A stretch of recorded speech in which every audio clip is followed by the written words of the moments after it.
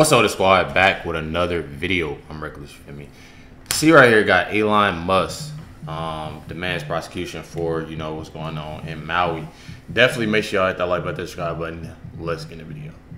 Today's video is full of questions about the massacre in Maui. Besides looking at FEMA being caught red-handed trying to fool the public, we're gonna look at so much more. You guys have left such amazing comments that certainly have opened my mind to any and all possibilities of what may have actually happened in the Maui fire. I have to ask you, does everything just feel weird? I know it's not right to judge based on appearances, so we won't even go there, but what about our gut? Does your gut feel the weirdest vibes coming out of this whole situation and how it's all unfolding? Is there just one piece of information that doesn't feel corrupted? Just one. Just something we can all agree on that says, yeah, okay, that's factual and makes total sense. Isn't that the role of the news outlets? Since we're not getting answers from the officials, like the death toll, I want you to set aside judgment during this video and allow yourself just to absorb the information and, just like me, consider different theories as to what happened. Respectfully, and in the interest of finding out where the children are and looking at all possibilities, someone asked,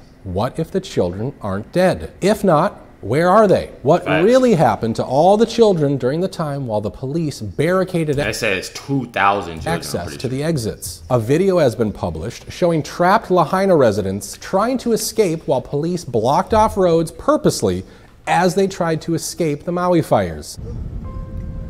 I just can't freaking see. Yeah, just put your phone down, all video. We're not letting anyone up. We're just trying to get out. Now we're out of it. We can see now. Okay. I can't believe that. It was like black. That was crazy. Wow. Ooh. We're good now. Yep. And some people didn't even get to see this point due to not having a car or due to them blocking them in, or like, you know, some being trapped in a house like that. It definitely sucked. Yeah. Here's another engine. It's good. Yeah. It was right next to our car. Right. Could have reached out and touched it.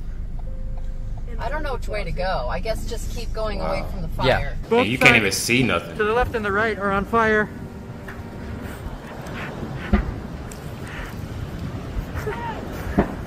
It's scary.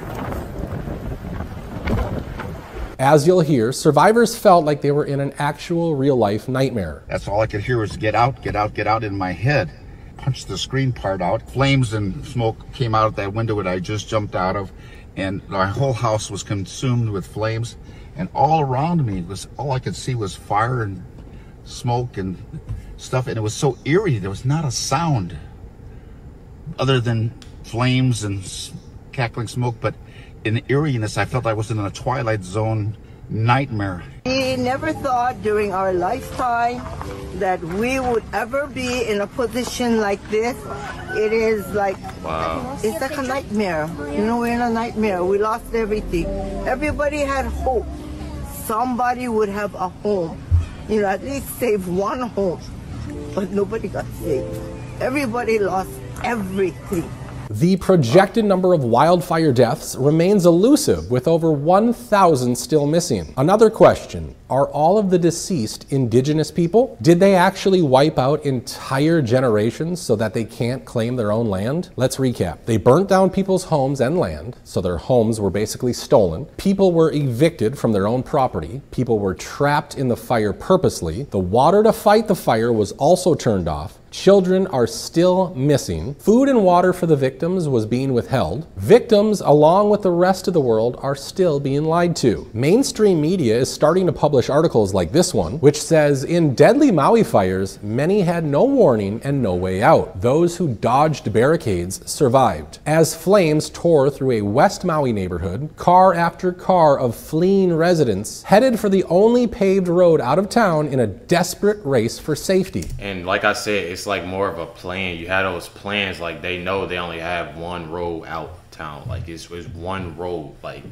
it ain't too many. It's just a lot of things are real sketchy to me. And car after car was turned back toward the rapidly spreading wildfire by a barricade blocking access to Highway 30. One family swerved around the barricade and was safe in a nearby town 48 minutes later. Another drove their four-wheel drive car down a dirt road to escape. A key takeaway is that only those who disobeyed survived. What really stuck out the most in this article was this. Many of the survivors are angry and haunted by the thought that just a few minutes of notice could have saved many lives. We needed like 10 more minutes and we could have saved a lot of kids if we just had like a 10 or 15 minute warning. Matt Walsh commented after seeing this story saying, just to review, the local government in Maui didn't use the sirens to alert residents to the fire, didn't allow access to water to put out the fire, and blocked the only exits out of town. This is one of the greatest scandals in American history. Many people should be in prison. Even Elon Musk himself chimed in, saying they should be prosecuted if there's any justice in this world. Cernovich tweeted, "Man, this is hard to read for anyone, especially if you have kids. DEI and other ESG mandated policies killed. There are multiple ways Maui ends differently. Alarms go off.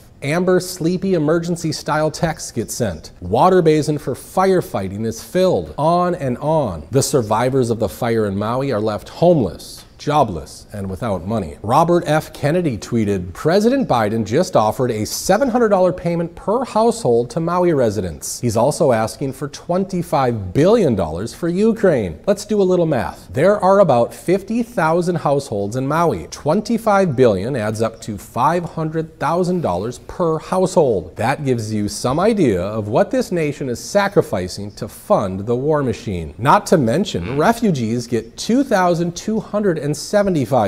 So Hawaiians get $700 to rebuild their entire lives. Why don't you go check out prices for hotels and Airbnbs in Maui and tell me what you can find for $700 there. That might get you 2, maybe 3 nights max. Meanwhile, 2 nights. 2 nights. While FEMA officials are living it up in 5-star resorts on Maui. Hello everyone, Governor Green here. I'm with Deanne Criswell, who is the head of FEMA. And we're honored to have her as we walk through Lahaina and Front Street where we're seeing the devastation. So thank you. Bro, it's one of those things of like, oh, okay, y'all put me on one of these whatever they call the hotels that's real expensive, high-end hotels. And I'm one of those people, I'm going to give up my room. I sleep in the hallway. I sleep on the floor. You know what I'm saying? To have somebody like they lost everything. Y'all got people flying in, want to talk. Y'all, it ain't too much going about and helping it. It's crazy to me. Governor, and just appreciate you allowing me to come here with you today. And it's so important that I have an opportunity to talk with you and be on the ground and see exactly what happened. I know we're going to go talk to survivors later to have a better understanding of what this impact really is to this. Why are y'all talking to people instead of doing something? It's more of doing something instead of sitting there talking. First of all, these people are hurt. These people are hurt. They don't want to talk. They don't want to sit there and be all on news. And they lost everything. Who would want to talk? Who would want to talk? I mean, let's just be real. Who would want to talk when you done lost everything? Actually being here and seeing a round of what's going on and seeing this and seeing that and want to talk and see how these people feel. Of course, they feel bad. You literally can't walk up to those people and be like, oh, are you okay? Do you feel no, nobody, because you lost everything. Everything, probably even people, family, friends. And you mean to tell me that these people, man, that's crazy to me. This community and how we're going to be able to work together to provide creative solutions to support the immediate needs, but also to think about what the long-term needs are going to be. Now, whenever I hear the word FEMA, it only reminds me of this, which, by the way, this footage was completely wiped from the internet. Federal Emergency Management Agency, or FEMA, had staged a fake news conference Tuesday with agency staffers posing as news reporters. Had its own employees, you see them sitting down right there, pretend to be reporters and ask the questions. This is an excerpt of the fake news conference where the FEMA staff asked their boss, well, friendly questions. Are you happy with FEMA's response so far? I'm very happy with FEMA's response so far to make sure that we understand the situation and can bring the right support to the state. This is a FEMA and a federal government that's leaning forward, not waiting to react. And you have to be pretty pleased to see that. And ask Governor Schwarzenegger what he thinks about FEMA's performance. He'll tell you the same thing, that he couldn't be more pleased how FEMA recognizes the role the federal government is facilitating that effort to the benefit of the state, the communities, and those disaster victims in California. So you have to be really proud at the way our FEMA team is pulled together. So I think as a nation, people should sit up and take notice that you have the worst wildfire season in history in California, and look at how well the state and the local governments are performing. Look at how well we're working together between state and federal partners. It's a good thing to see, and it should be reassuring to the American public that if a disaster does strike our country, whether it's California or a hurricane in the Gulf Coast, that we'll do the same thing. We'll pull together to support state and locals. Being questioned by, well, the country thought they were reporters, but they were FEMA staffers posing as reporters. Homeland Security Chief Michael Chertoff called the stage news briefing, quote, one of the dumbest and most inappropriate things I've seen. Tuesday, FEMA's deputy administrator held what was called a news briefing to talk about the California wildfires. And from what we understand, the questions were posed not by reporters, but by staffers, and that distinction was not made known. Is that appropriate? It is not. It is not a practice that we would employ here at the White House. We certainly don't condone it. We didn't know about it beforehand. FEMA has issued an apology saying that they had an error in judgment. It's not something I would have condoned, and I'm sure will not do it again. You'll have to ask them about why they decided to do that. Will anybody be reprimanded? You'll have to ask FEMA. Imagine that. FEMA lied and have continued to lie to the people of America throughout each tragedy. Galliano Tiramani is the founder of Boxable, which are basically tiny homes that unfold in an instant to provide immediate shelter. Galliano tweeted, "I've reached out to every government contact I can think of to try and get our houses to Maui, but gotten no response. Wow. Boxable is prepared to divert 200 houses to Maui today. If anyone can help make that happen, email me." On yesterday. And that's what it is. That's what makes it even more sketchy when people are actually trying to do things instead of talking to these people and doing all this. That's what makes it more sketchy. And nobody can hop in my comments and say that it's not. I'd have had people hop in the comments putting laughing emojis and saying, "Oh, this is a joke. This is that." It's people that lost their lives. And y'all don't think the government is something going on with the government? That's childish, bro. Yesterday's update, we discussed how the Maui police chief, John Pelletier, is also the coroner, but we were left with so many questions. For one, how does Pelletier, who worked in the Las Vegas desert, suddenly then transfer to the small island of Maui and become the first non-native chief so easily? The only connection I see between Vegas and Maui is that they refer to Vegas as the 9th island. How does a close-knit community like Maui look at this guy's resume, see he was deeply connected and in charge of the deadliest shooting in US history, and say, hey, you're hired, and while you're at it, here's a 30% boost in your income? Who else came over to the island of Maui that has a dark history like this guy? What other officials are behind the scenes and are connected to this massacre? Pelletier is poisonous, and what he's saying simply does not make sense. When we find these, our family and our friends, the remains we're finding is through a fire that melted metal. I'm sure plenty of you have seen these videos that have been coming out of Maui of vehicles literally melting onto the street. It's almost like that they're being told, like it's a lot going on. It's almost like they're being told not to say nothing, not to talk about something, not to. No, it's weird. Literally melting out of the vehicles, and the melting point for aluminum is 1220 degrees Fahrenheit. That's just crazy because, as you can see in this next video, none of the asphalt has melted along with this. And you would expect that to happen in fires that are reaching over 1220 degrees. And the melting point of asphalt is 343 degrees Fahrenheit. So make that make sense. We have to do rapid DNA to identify them. So when we pick up the remains and they fall apart, that's what you're stepping on. And I do have a question. Do he usually talk like, this is my first time seeing him talk, but do he usually talk like this in other, nothing to do with, the Maui fires? I want to look at his old interviews about something completely different because it's the way that he's talking, his demeanor. Everything about each of these sketchy people that I'm seeing is something weird about. I don't know. I don't Maybe know I'm thinking how about much it more too. you want me to describe it. That's what you're stepping on.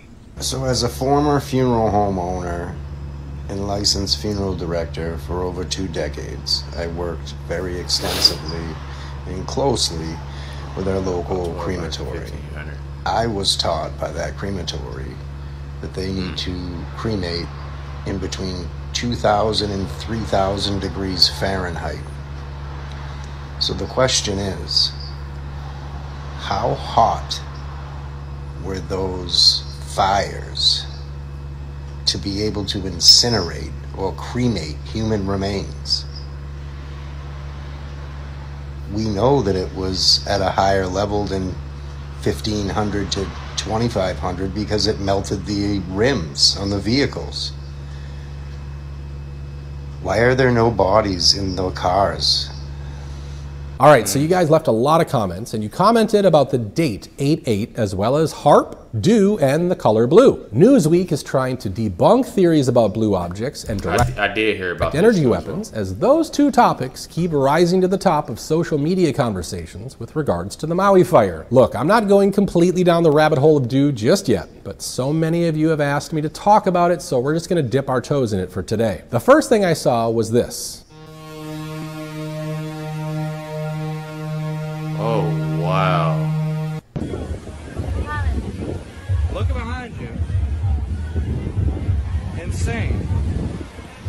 Whoa, did you see that just shoot across? Did anyone else see that? Oh, wow. Now, like I said, a lot of you have also asked, what's up with the color blue in the Maui fire? The theory is that a blue wave laser can start a fire instantly from a distance, and when it does, the only thing left standing is anything with the same color of the laser beam. Blue. Now, I know we're talking about lasers here, and at first I thought it was absolutely nuts. But how do you explain this? A lot of things that are blue, for some reason, stood the test of the fire. That this blue car in these homes had blue in it. I mean, it gets weird. Here, blue survived it. The cloth, the boat that survived in the ocean, and these are all just the mainstream articles showing this. The boat was blue. The car that survived, right, it's still blue. And I mean, this is what they showed in the mainstream news. Okay, guys, this is the last episode I'm going to do for a while, but it should be a pretty good one. It's things that did not burn during the fire. I'm literally, I got the chills right now, bro. That's scary. Hours of footage, and it was pretty interesting what I found. Here are the famous umbrellas. These are actually Tommy Bahama umbrellas. Then the sole surviving car on Front Street in front of the outlet mall. And I actually found another sole survivor car the other direction that's a little bit further south on Front Street. You can see it on the left in this frame here. My eyes are like stupid sensitive, so I'm gonna go. The intense energy being beamed into the sky by HAARP is actually heating up the atmosphere, causing weather changes. HAARP is being used for weather modification. The military's own record proves it. They've admitted it within their own documents, and yet they still deny it to the public. Even mainstream media has reported on weather modification. And now we're learning that scientists and researchers are looking at how to change the weather on purpose. That's right. Lasers now could one day manipulate rain and lightning. Well, instead of doing a rain dance. Bro, people are trying to do God's work, bro. Stop doing it. Like that, that's God, bro. People doing too much. We physicists are firing trillion-watt lasers into the sky to actually precipitate rain clouds and actually bring down lightning bolts. Bro, this alleged too, right? Yeah. Now, we realize that for decades now, these governments have been alleged to have experimented with weather control. All right, I think we're going to leave. Man, that's crazy. I ain't even gonna cap, man. Make sure you hit that like button, subscribe button. DM me on Instagram, LifeWithRecklezz, or email me, LifeWithRecklezz@yahoo.com. Definitely is weird to me with the blue, with the missing people, missing kids. It's a little weird. Things are it's real weird. But let me know your thoughts. Just let me know your thoughts. It's definitely sad. Prayers go out to Maui for sure. And I don't understand why people can't help. You know, outsiders can't help in any way, and that's what makes it even more sketchy. But definitely appreciate y'all tuning in, watching this reaction. Got to get Chris food because just got here, making sure she eat, make sure the baby is good, and make sure y'all stay tuned for the next video. Much love. Catch y'all next one.